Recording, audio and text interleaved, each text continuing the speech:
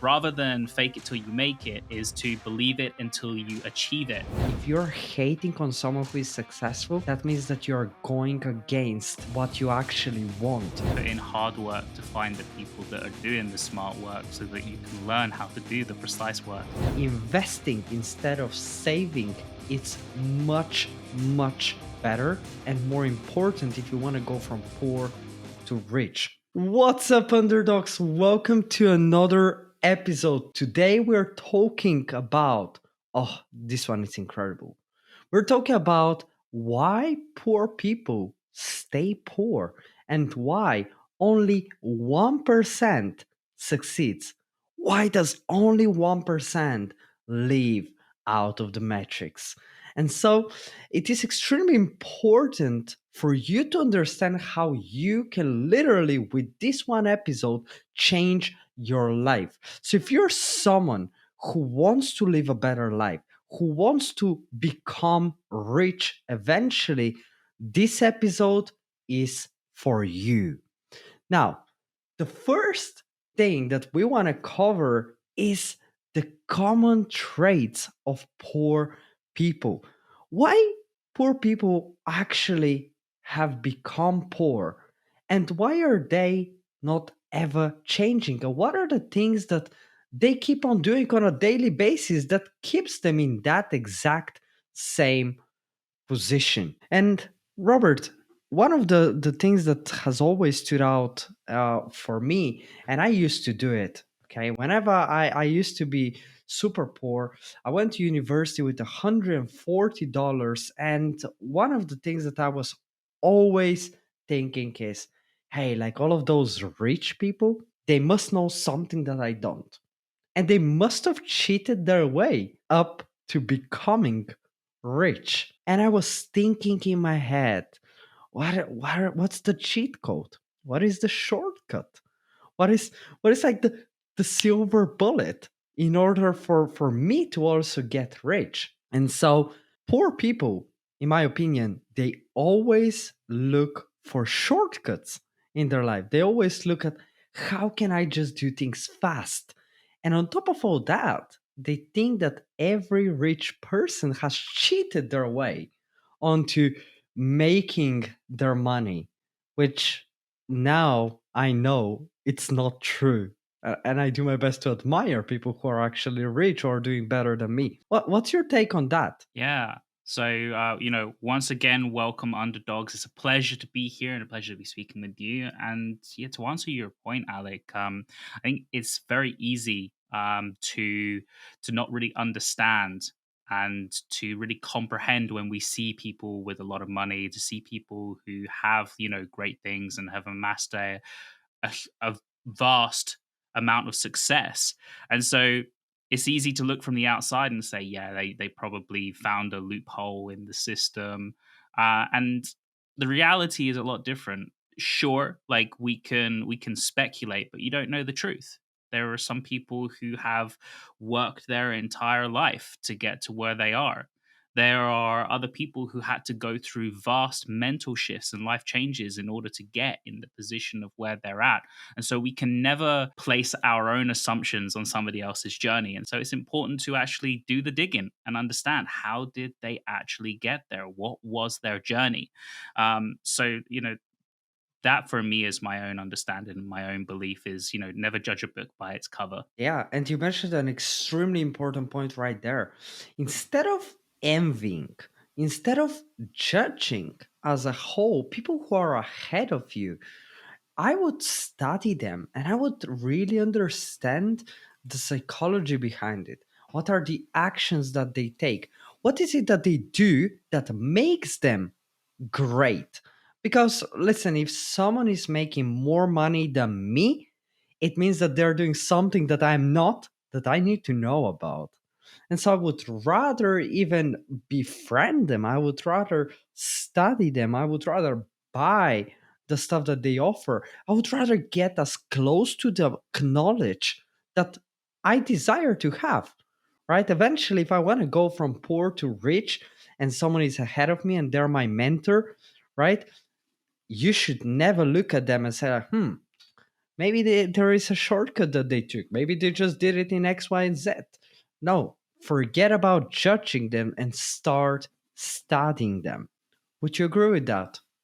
Oh, 100%. Do the digging. Like, if you're, as you said, Alec, like, envy is very dangerous. Oh, It can so actually dangerous. also be very powerful in the Mm. sense that you can turn your envy into a positive by doing exactly as we just said, which is to reverse engineer how other people have Ah, become successful. yeah, So, like, that yeah. initial urge inside you where you're envious of someone, you got to ask yourself, okay, why am I envious right now? Is it because they're doing X, Y, and Z? It must be because I also want that, or there's another Yeah. reason behind it. But understanding that then enables you to say, rather than I'm just going to sit here and be sad about the fact that they're living their best life, it's about, okay, I actually want that too. So what am I going to do about it?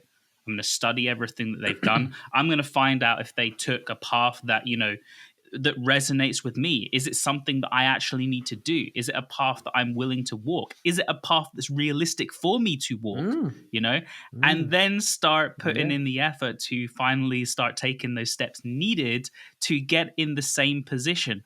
And as you said, Alec, as well, which is a really, really phenomenal point, is to kind of let go a little bit of your ego and say, maybe connect with them. Because rather sitting there being envious of them, they may be willing to give you some of the best pieces of advice that you need in order to move along in your journey. Totally.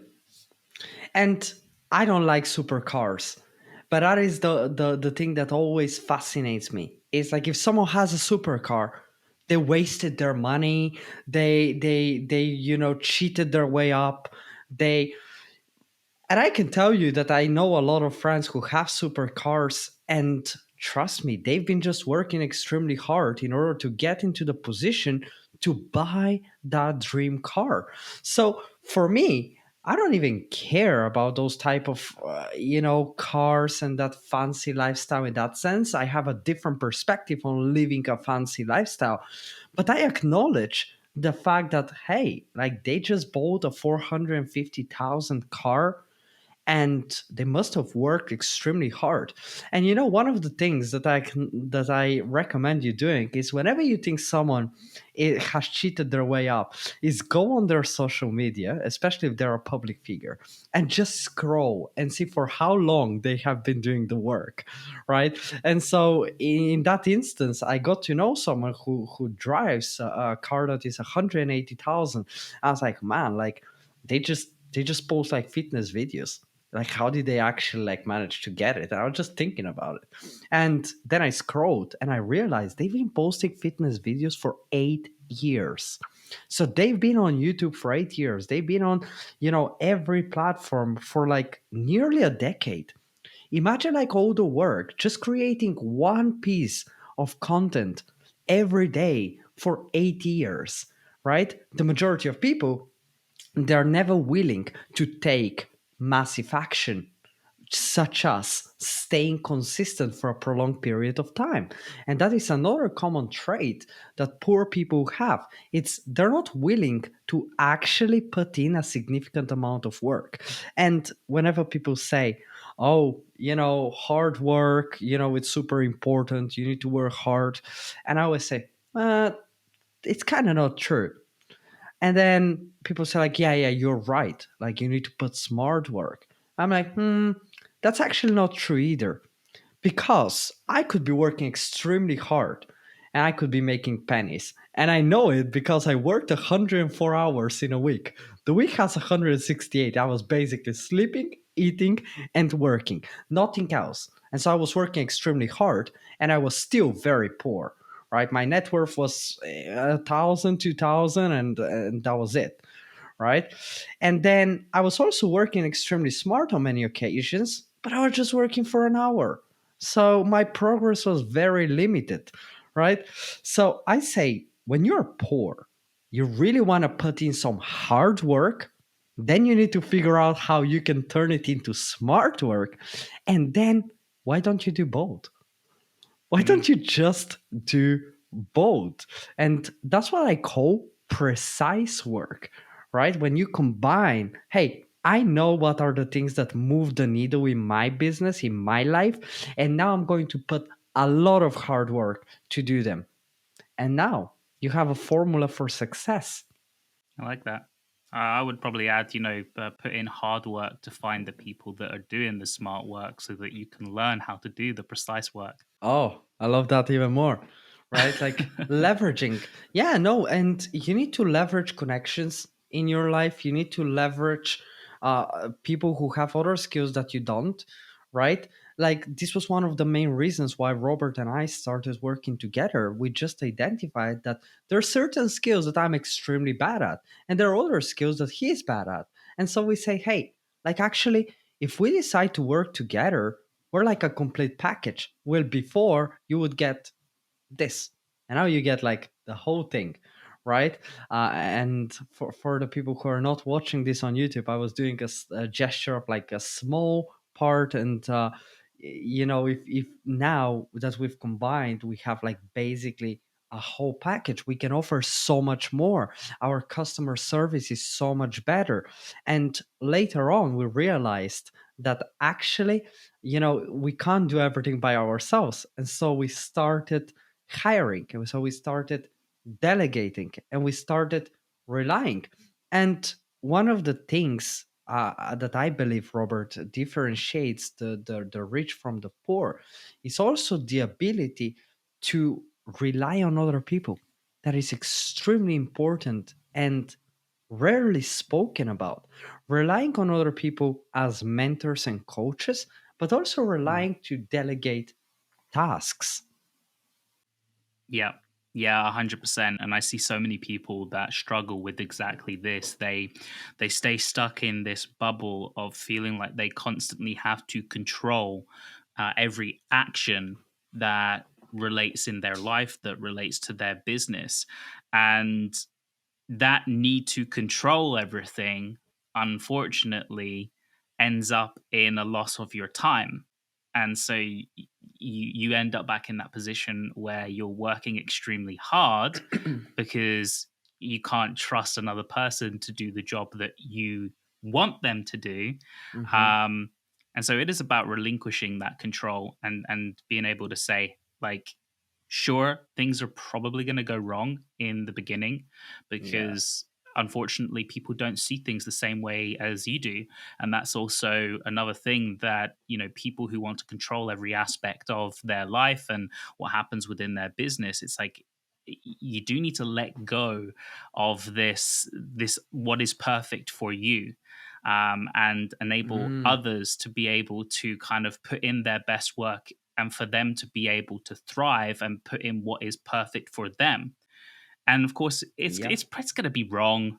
It's going to be wrong. Of Yeah. course it is. And you're going to say, hey, this needs to be better. But that's all a process of learning. People become better by communication. And so, especially people in your life that you're delegating to help your business, it's about trusting them that they will learn and that they will progress in a way that represents your business. I love that, and that is exactly what is the one of the common traits of rich people. It's actually that they are leaders. They're not just a boss. They have spectacular leadership skills.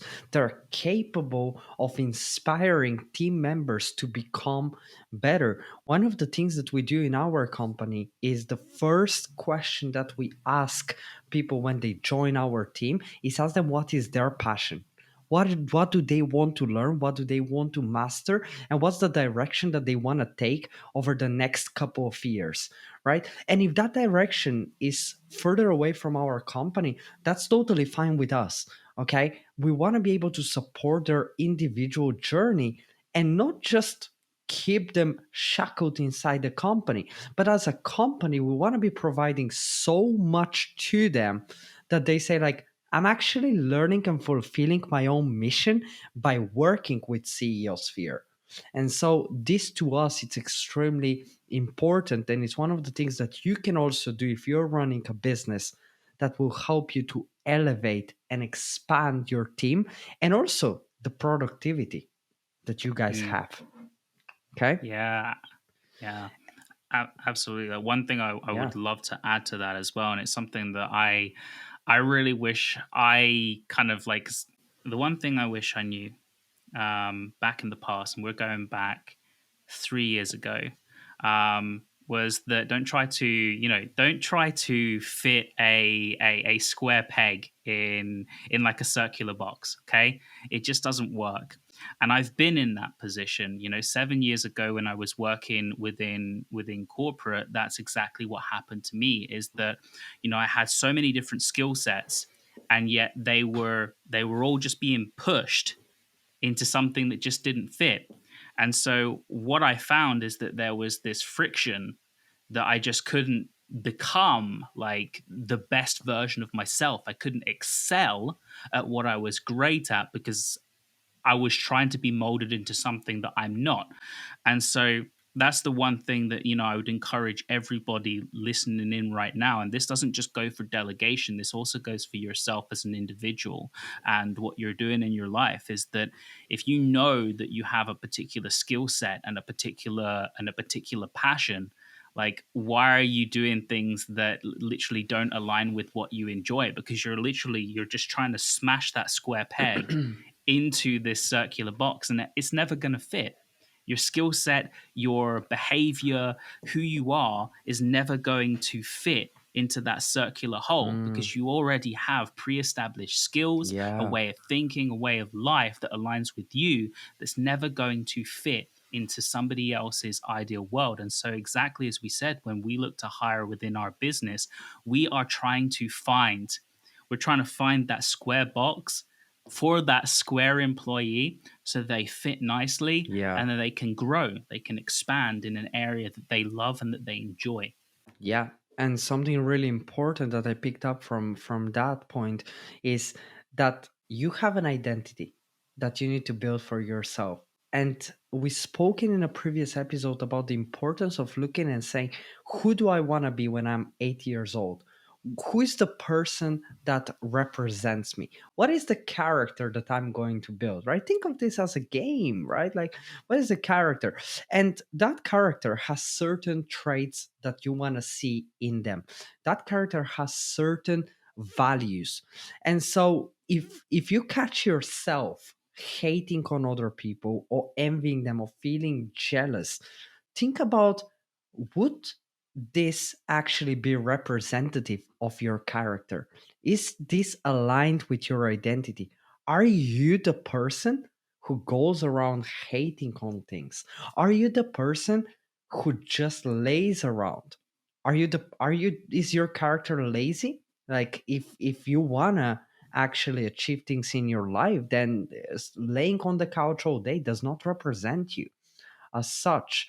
And so always take it back to who you are and who you want people to see you. What do you want people to see you as? The person who is never doing anything, or a person who is inspiring, a person who carries change, a person who takes action, a person who is proactive, a person who is happy.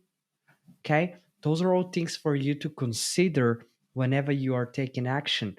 And at last, if you're hating on someone who is successful, that means that you're going against what you actually want. And so you can never achieve something that actually you're punching inside your mind, inside your subconscious, that is bad, that is evil, that is non-reliant, that is, cheated. Okay, no, if you want to be rich, you need to love money. If you want to be rich, you need to love money so much that every day you wake up and you say, hey, I am blessed with money, I love money. Okay, every single time. And one of the exercises that a coach has, that told me, is write a love letter to money. Every now and again, just sit and write, hey, money, I love you. And I absolutely am in love with you. And when you come to me, I will take care of you.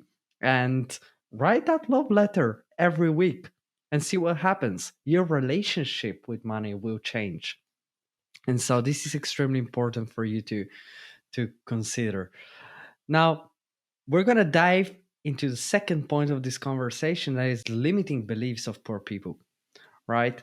What are some of the things that they actually believe? And starting with that, starting with the fact that we've kind of been told, right? I don't know if this happened to you too, but when I was poor, when I was a little kid, even from a little kid, I was told that we shouldn't talk about money, and money is like evil, and no one tells you how much they are making, and it's kind of this secretive topic, okay, that is not often discussed in public. Was that a situation at your home too? Yeah, I mean, and this is something that isn't just something that happened as a kid. It's also something that it's happened all throughout life. Mm, At the end of the day, it comes down to your own relationship with money, which we've already kind of touched a little upon. Um, and there is, even within the industry that we work in, there is often this kind of this sense of secrecy where it yeah. feels like people don't want to be as transparent with what they're making, or sometimes they don't talk about anything at all. And I've personally experienced this. When I speak with other people, they don't want to be very transparent about how much they're making, maybe because they feel like they're going to be judged. And so it is always it's always there with certain people that they just don't want to be transparent with like what they're making. And often, this, as you say, Alec, it's a limiting belief, because if you can't be comfortable with how much you're earning, you're never going to be comfortable with it. And this in particular is something that is going to keep you poor, because you're not willing to accept the situation that you're in. By keeping things secret, by lying about things, it means you're in denial.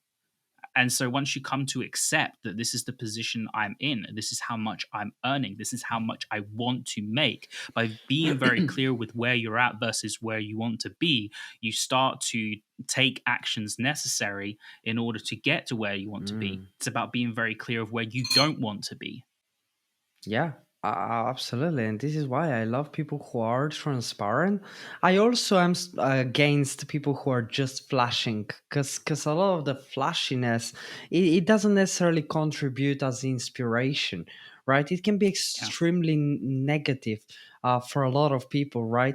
And this is the same in conversations, right? Sometimes I have a friend who thinks that they're extremely cool, and they come and they tell me a story that they think is the most fantastic story, and it's actually bullshit, okay, and it's like a really bad story, and I need to kind of pretend that I'm impressed, and the reality is that the story was just not good.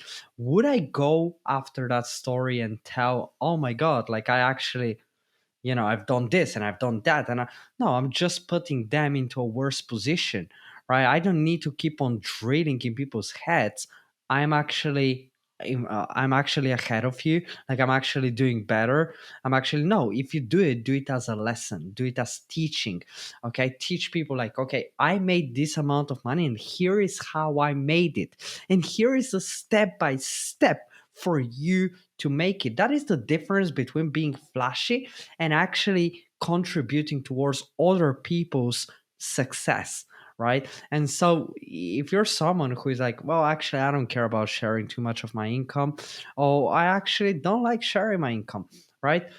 That is your choice. But if you decide to actually share how much you're making, and if you are someone who is successful, please tell other people, how did you make it, what did it Yeah. cost you, right? And how did you achieve it? And for me, the other relationship with money that I used to have, that was like an extremely limiting belief, is money used to be always like a stress factor in my family, because we never had too much, and so always when I related to money, I was like, oh my God, it's stressful. I don't want to be thinking. And in fact, one of the goals that I had is like, hey, like when we start our business, when I'm doing well, one of the things that I do is I just don't want to check my account every day. I just don't want to check it. I want to just go and pay for stuff. And that's it. And know that I have it, because it was such a massive stress factor in my life, right? Talking about money with family, with friends. Was it the same for you?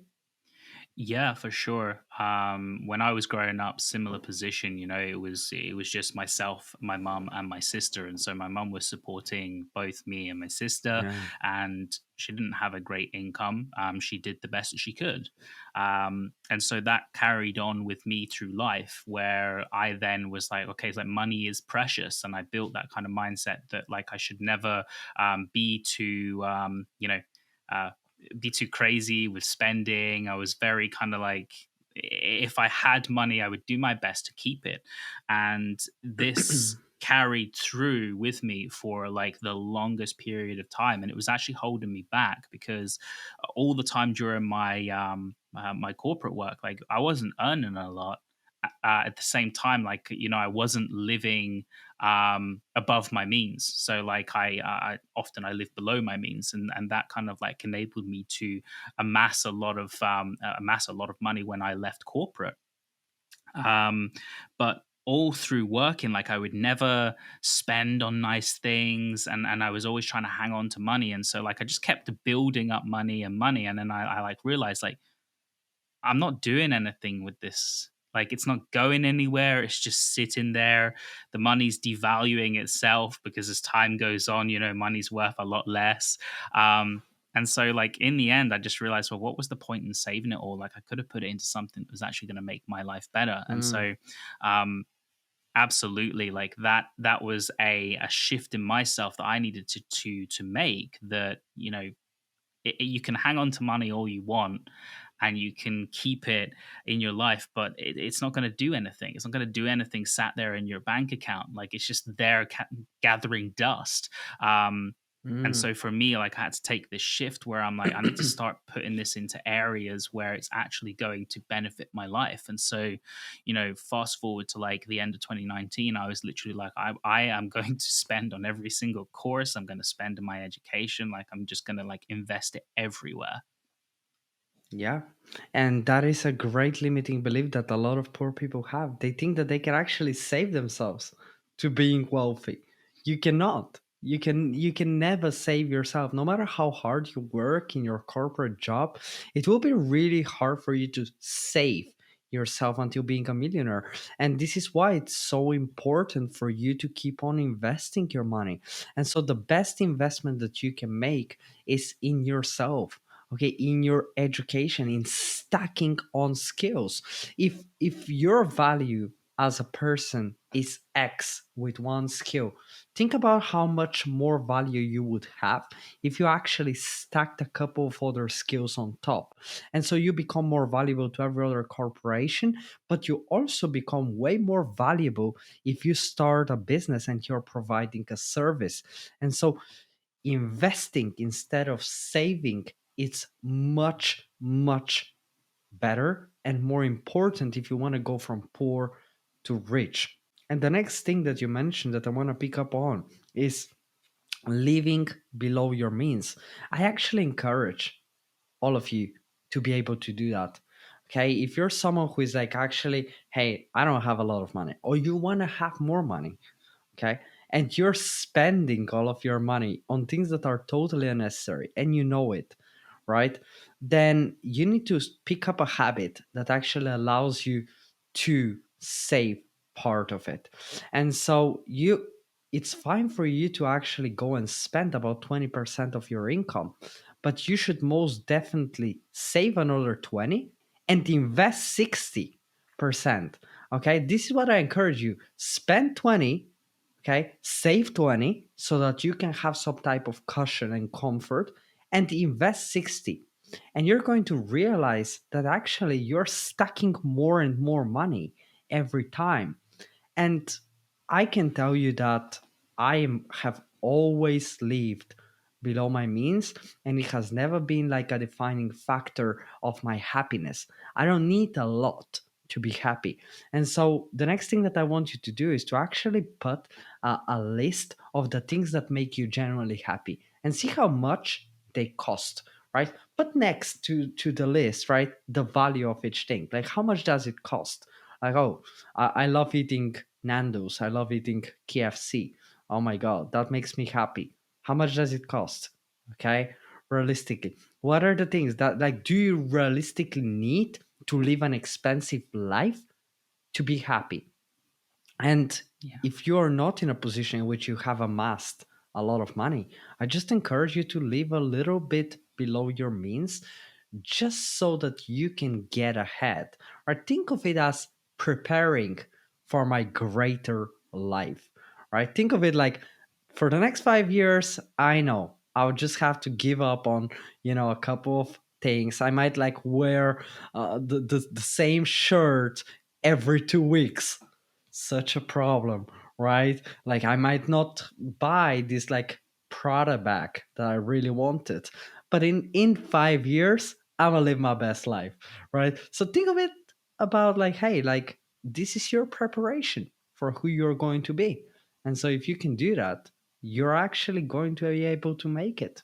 Yeah. Yeah, I mean, a really fun analogy for that is that sometimes you got to put some shit down on the soil before it's fertilized and the crops can grow. Uh-huh. I love that one. That's a good one. That's a good one. It reminds me of the days that I was working as a gardener, Yeah. you know, and then fixing stuff and then planting. Oh man, good days, good days. Yeah, this is Yeah, the reality. and Sometimes you and got to so accept that don't live life to its fullest until you can live life till its fullest. Accept that living below your means is for the greater good, and doing that. Like I did that for 4 years. Like I was living below my means for like 4 years, paying minimal rent. I was renting a house with other people, and it was great. It enabled me to be in a position where I could then kind of like invest in places where I couldn't before because my spendage was so low. I could invest more in my education. I could invest more into into the courses that I needed to learn. I could invest in spending money on things that are going to help me achieve what I needed to. yeah, and getting rich actually is extremely simple. Okay, people try to overcomplicate it, but it actually comes down to two things. Okay, spending less than you're earning. That's it. Okay. And now the only leverage that you have in that equation is investing. And if you invest, that's the only way for you to actually get rich. I wanted to speak about something really interesting. A lot of people say, fake it till you make it. Okay. Mhm. And I partially agree with it. But I'll tell you why. Like I'm just curious about like your thoughts. What do you think? Should people fake it until they make it? Personally, I don't agree. Okay. And this comes down to my own values. I'm incredibly transparent, and so I feel that any form of faking is manipulative and misleading to others, and you shouldn't do it because it paints a very poor picture of expectations for others, and that leads people into a position where they question themselves and their life. And so I hate the term "fake it until you make it." It's certainly not a principle I live by. However, Alec, I would love to hear your thoughts. Well, actually, I think you should fake it until you make it. I think you should fake that you should feel rich even when you're poor. You should fake the confidence. You should fake the mindset. You should live like you are rich on the inside. Okay? You should have that confidence and you should have that happiness that you think a rich person has. And so I think a lot of the qualities that a rich person has, right, that has made it in your mind, you should have them from the very beginning. I've been very broke, but I have never been poor in my soul. Like I've always knew, like I will make it. And so even the days that I didn't have the confidence, that I didn't have a good body, that I honestly was a little bit of a nerd, right? I still fake the confidence. I don't think that I was confident. No, I was definitely faking it. And I was faking so many traits because in my mind, I was rich. In my mind, I knew I was going to be rich. And so, in that sense of the fake it until you make it, I think you should fake a lot of the stuff. I think you should believe deep inside, like 10 years before you become rich, you should believe that you're already rich. You should walk Mm, in every room like you are rich. You should Mm, have the mindset of every rich person. And if you don't have it, because naturally it's going to be very contrasting for you, right? You're going to, but I'm not. That's why you should fake it. Because mm, if you don't get accustomed to having that attitude in life, it will be actually really hard for you to even become rich at any point, right? Because if you're like, well, but my situation is so bad, well, that's it. Like you just need to fake the confidence, you need to fake the attitude. And then the one thing that you should not fake is working because you're always broke. Like still to this day, we put a lot of hard work in our business. And right, I think even if we're like making 10 times the amount we're making, we're still going to put a lot of hard work. Okay. But when you're starting and you don't have anything and you're feeling poor inside, that can be very consuming. And the only way for you to break out of it is if you fake it. mm. I so for me, Alec, and I love your perspective behind it. I really do. What I dislike is the terminology "fake it till you make it," because in my understanding, it puts people in a position of untruthfulness and lying, right? And so there there was a phrase, and this was so one phrase that I learned from Chris Do, who's somebody who I look up to as a mentor, is rather than fake it till you make it, is to believe it until you achieve it.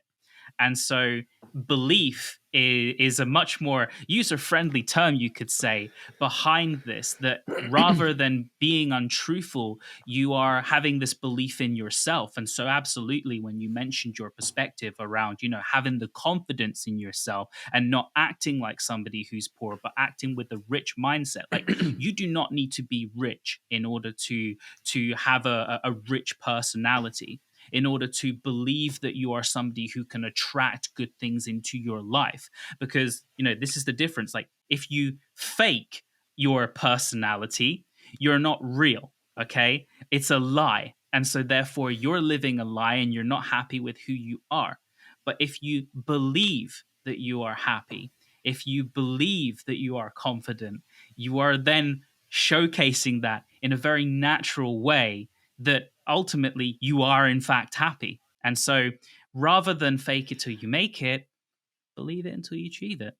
I don't know about that one though, because I love the phrase and it sounds really good. And I think it's Mm, both of them can be combined because I can believe that I'm confident, but if I don't act like it, if I don't act like a confident person, people will see through it. So eventually, belief does not always translate into action, right? And that's true, so but you you need the see. belief first. You need the belief first because, equally as you said, if you fake it, that also, in its sense, is not accurate. So, like when you're faking it, you yourself don't actually believe it. So you can put on a front, you can put on a facade, but inside you're dying, right? But if you do it Whereas for when you long believe enough, it, inside you feel at peace with yourself, and so you take the action, and it comes naturally.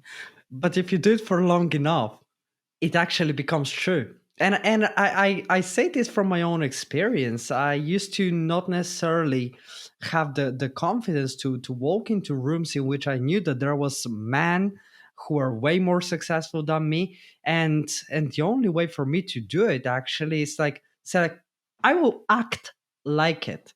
I could not be confident, but I would act like I am. And so the moment I did, I noticed things started changing in my life because people are like, man, this guy's confident. Like he must be at a higher level. He must be higher in the hierarchy. And so for me, I was like, well, actually, I'm enjoying now being confident. So I would rather be confident. I would rather be less shy. I would rather walk with my shoulders back. I would rather, be the guy who smiles. And so, on many occasions, I think sometimes you need to start pushing yourself out of your comfort zone and experimenting with who you are. If it doesn't represent you, then you need to experiment with who you are. And sometimes you need to, you know, force yourself almost to be that person that you aspire to be. Because if I didn't act like it, I would have never become a confident person. Mm. I'm not sure that that falls into faking it though. This is more of an element of getting outside your comfort zone and Acting as being if, comfortable to take risks. And so that's how I kind of see it. But like, I do understand, and I can see where you're coming from. That like in that first few yeah, tries, it does feel like you're faking it because you're in your practice round. But yeah, in that similar mindset, I do kind of like in my mind, I'm like, okay, but then belief in a similar way. At least if you're like, okay, I believe that I have the ability to get better at this, and so when I'm trying to go in a room with all of these people who are in a more powerful position than me, I say, okay, I believe that I am as good as them. I believe that I can speak in a way that impresses them. And so now I'm going to put it to the test. I'm probably going to fall over a few times, but as long as I believe it and I keep doing it, I get better at it. yeah. And this is why I think you need both. I think you need the belief, and then you need to act as if. So if we Need to want to act. avoid the word fake, Yeah, fake it, just right? like You that need to word. act as if. You need to first believe it, then act as if. And so there we go. We discovered the new formula. Okay, like you need to Act first it to believe it, then get you it. act as if until you made it. That's it. It's not as That's catchy. the one. That's the one. It's less catchy, but on the next one, we're gonna try to make it more catchy. Tune in for It's next time while we find out how to make this work.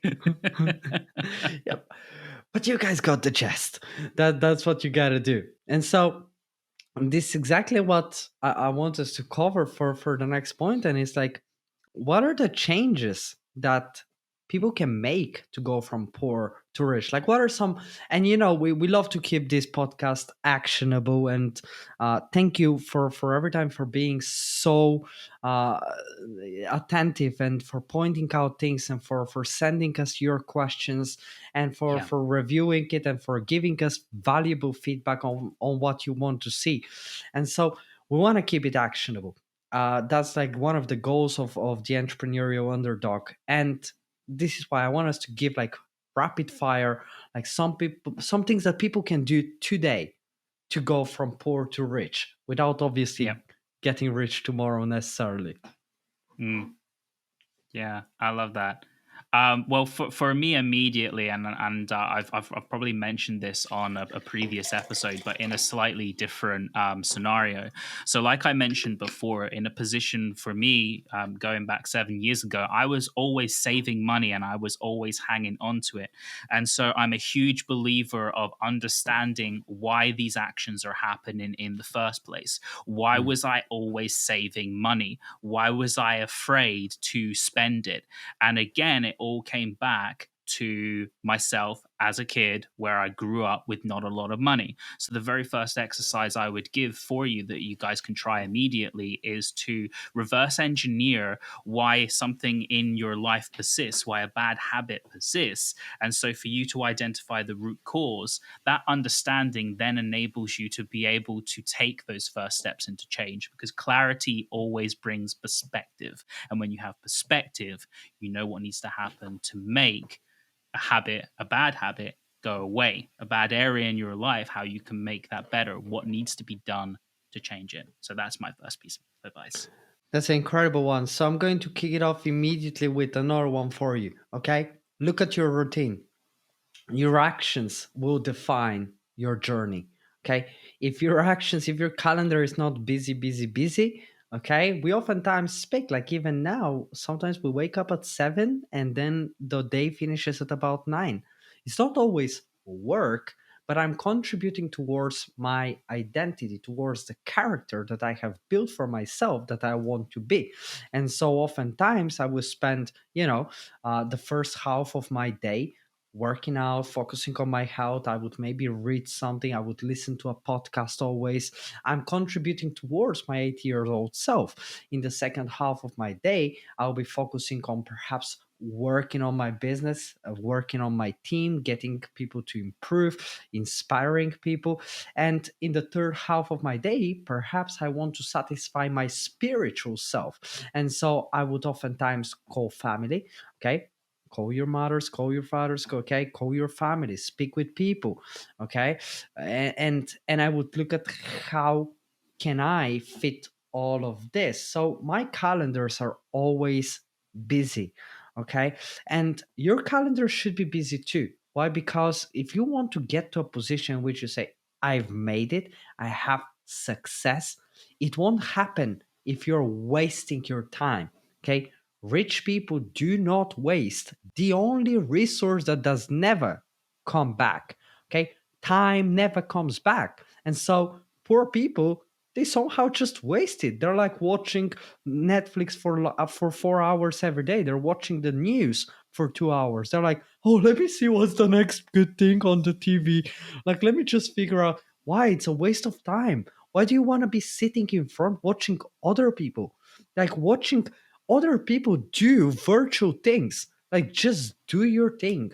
And so to summarize this, I want you to stop being just a consumer and to also be, okay, an action taker, someone who actually puts into practice what they have seen, the knowledge Mm, that you have obtained, the lessons that you've taken.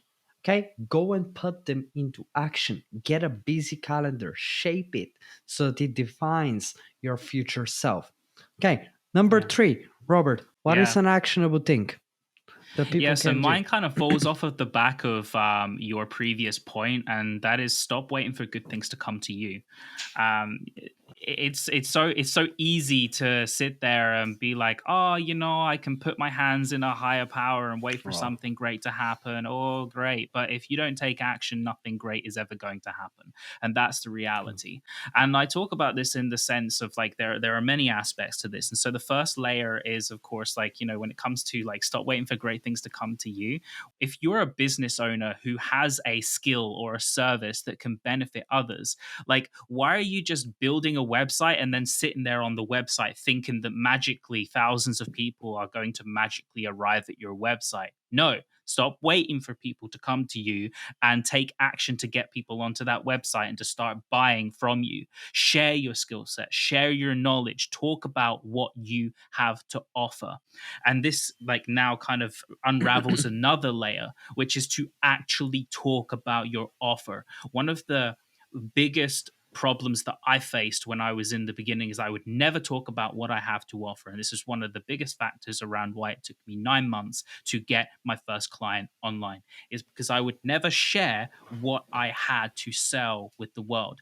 And if you're not talking about it, people are never going to buy from you.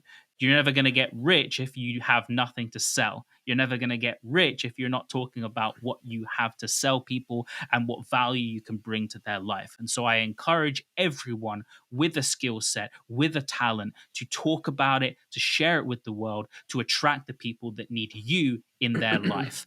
And that is my point three. Let's jump into point four. I love that. If you're not taking action towards the direction that you're going to be taking, okay, things are never going to happen.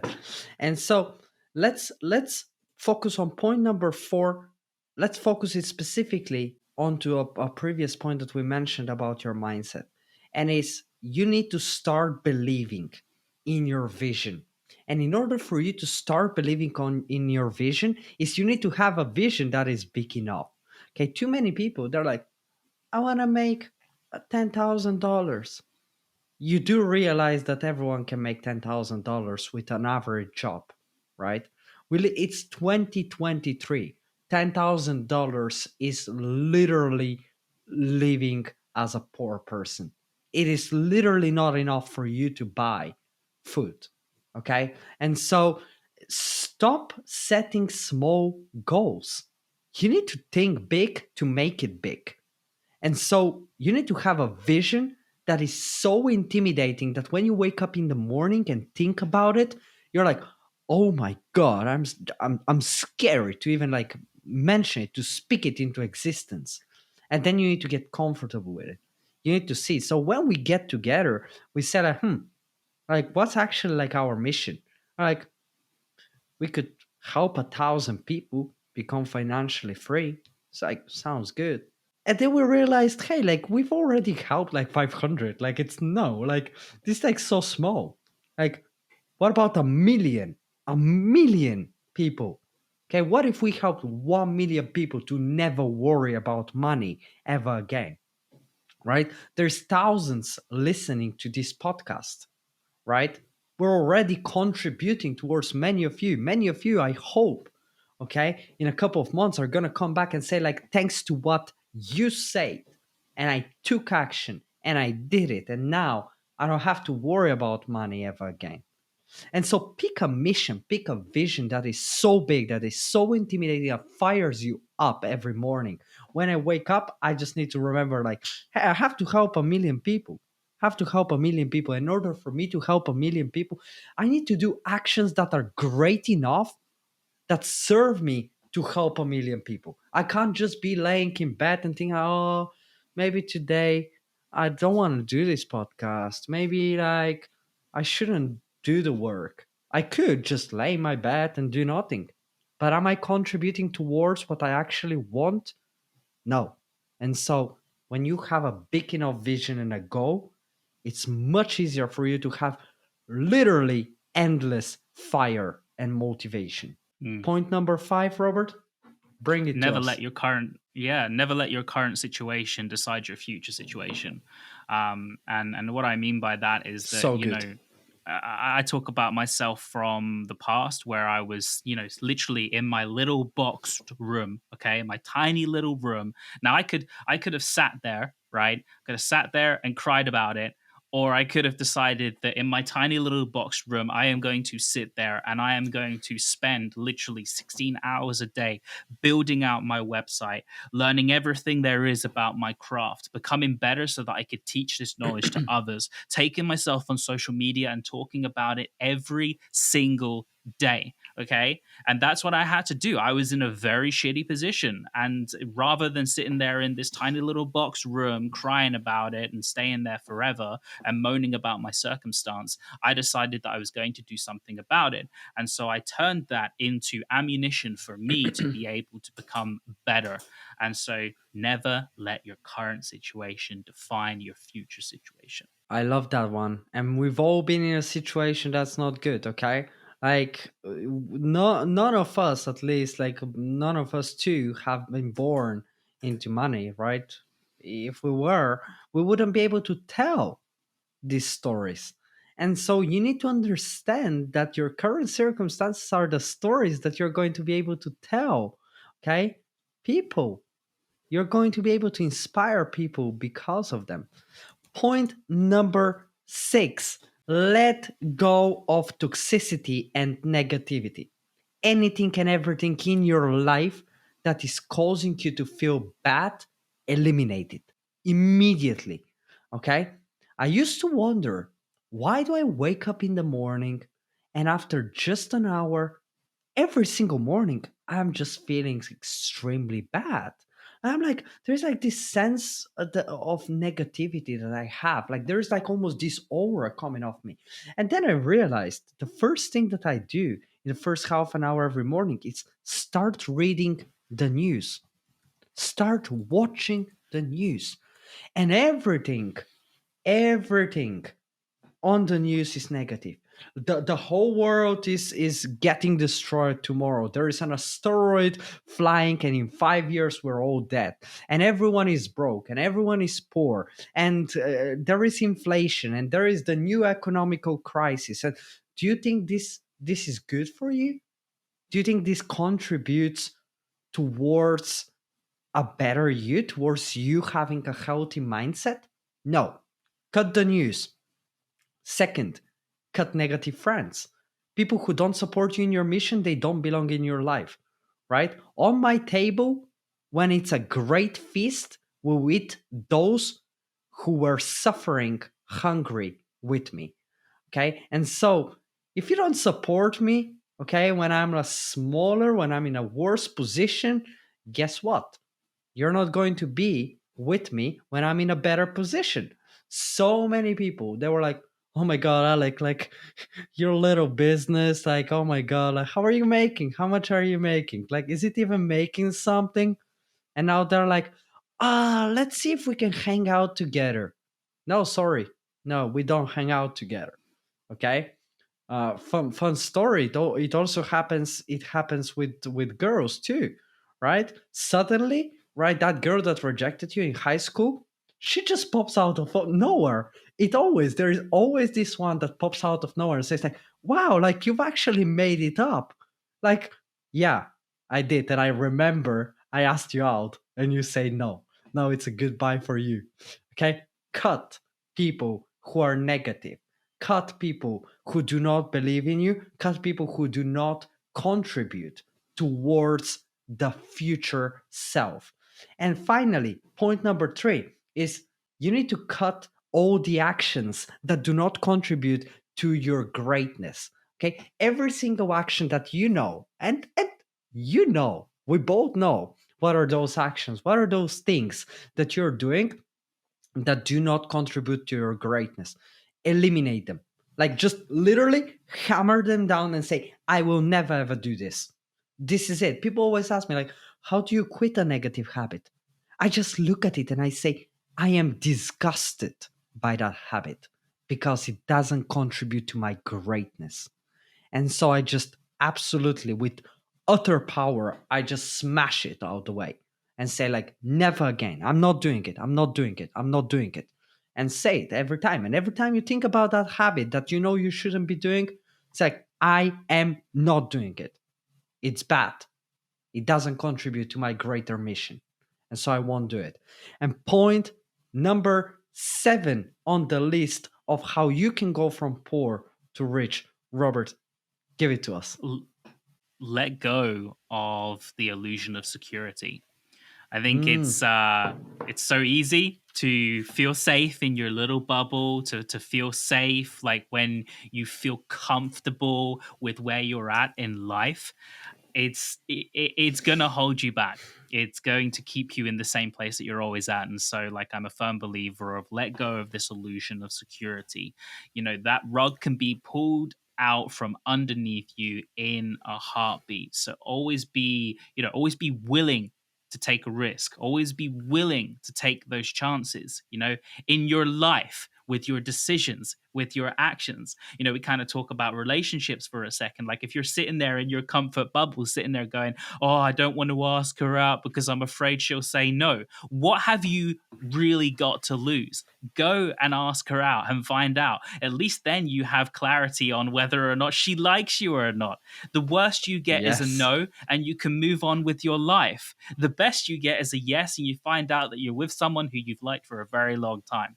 And the same could be said about, what you put into, your life, who you attract, where you put your money. Like, why are you so afraid to spend it? What's the worst that can happen? You spend it, you lose it. Okay, but then you start to realize that the more willing you are to take risks and to take chances in other things around you, the So good. more that people are willing to take chances in you, to invest in you as a person, because like attracts like. That was so good. And I have a bonus. I have a bonus for everyone. If you want to go from poor to rich, here's the ultimate thing that you could master. Okay. You know why you have so much fear and have so much insecurity in your life? It is because life is unpredictable. And so, if you could master predictability and identification of patterns in your life, then you're literally going to be 10 times happier, 10 times richer, and 10 times a better person. And the way you do it is if I do X action, usually what tends to happen is this. And now I know it because it's a recurring event in my life. So when you see recurring events in your life, right? If I eat this food, I don't feel good. Maybe I shouldn't eat that food. If I speak with this person and it doesn't feel good because I always feel tired and exhausted after, maybe you shouldn't speak with that person. Okay. And so start making your future predictable. Start identifying patterns and identifying what is going to happen if I take this action, because this will give you the confidence and the security in order for you to triumph in life. And with Love that, that point. we're going to wrap up today's episode. I hope, entrepreneurial underdogs, that you loved it. And if you did, please remember it is extremely important to us, for you to leave us some reviews, for you to maybe share it with a friend because they need it. Because what you told, what you listened to today was helpful. And when you share it with a friend, you're contributing towards their journey too. And as Robert said, likes attract likes, and at the very end, the actions that you take define you. And if you can have an act of kindness, right, that is so simple that it's free, it's to send this episode to someone that you love, to someone that you feel like could benefit from this, that could live a better life, that perhaps is not in a beneficial position, but you can give them that glimpse of light that they need in order to progress, in order to continue being relentless. All right. So thank you, entrepreneurial underdogs, and we'll see you on the next episode. See you on the next one.